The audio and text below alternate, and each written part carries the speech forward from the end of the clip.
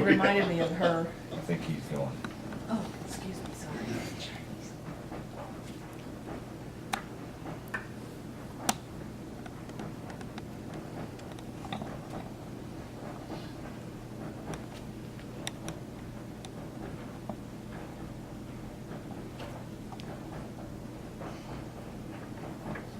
Alright, hello everybody. Thanks for joining me this afternoon.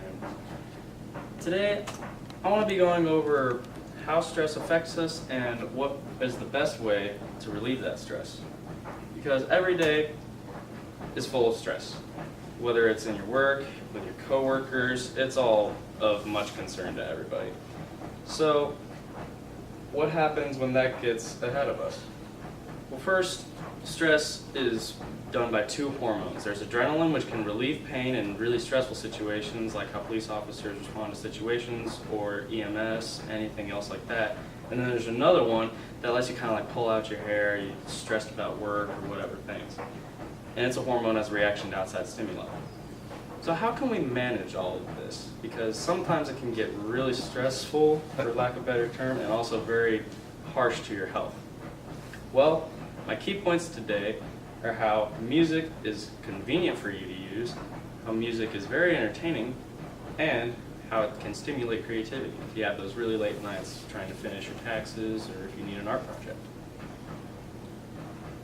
So, music is convenient because there are so many streaming services just at the tips of our fingers for us to use, such like Spotify, Pandora, Apple Music, whatever you use.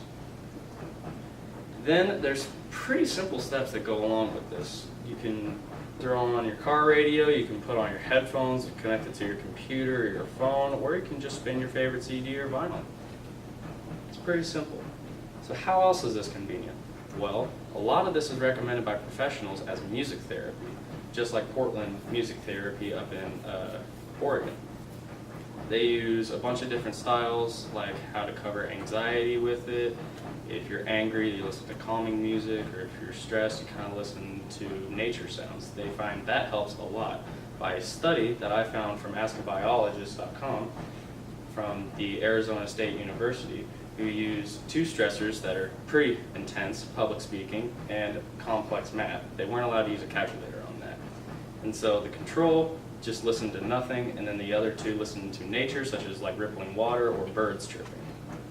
And they found that after taking their baselines and putting them through it, the people that listened to even the rippling water versus the birds reached their baseline levels faster than the people that listened to nothing or other nature sounds. So calming music does have an effect for it, so how can this be entertaining for us? Of course, professionals recommend learning an instrument because, well, it's fun, and you don't have to be an expert at it, you just make your own music, and it's always fun. It was a study done by this as well to find that as you're learning an instrument as a child, it can keep your mind sharper. There's another test done by the Kansas Medical Center who took people that were ages 60 to 83 based on their musical knowledge.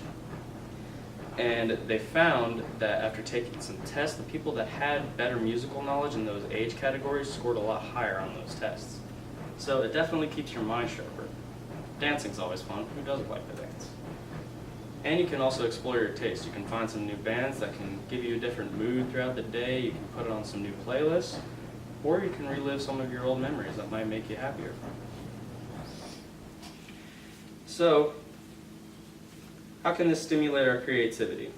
I always try and listen to music when I'm doing homework because sometimes when I'm writing a paper I can get certain ideas about it, or I just want to jam to something that isn't super hard to listen to. So another study that I learned from this is that it was a test about creativity, and they took 5 groups. They took one for control that listened to nothing, and then the rest were happy, sad, calm, and anxious groups. Get through that.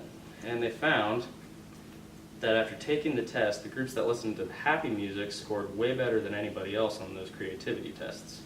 So even the calming music didn't help them much on it. So upbeat music can help you a lot more to work out stress or your work in your daily life.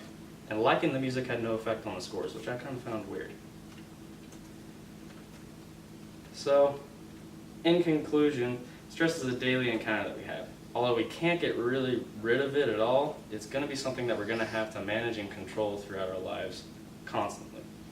So there's very different ways to manage it and very unhealthy ways to manage it. I find music as one of the best ways because it's always convenient, it's very entertaining for a lot of people, and if you're having a lot of hard trouble on some creative work, it can help you with your brain so that you can look at it in a different way.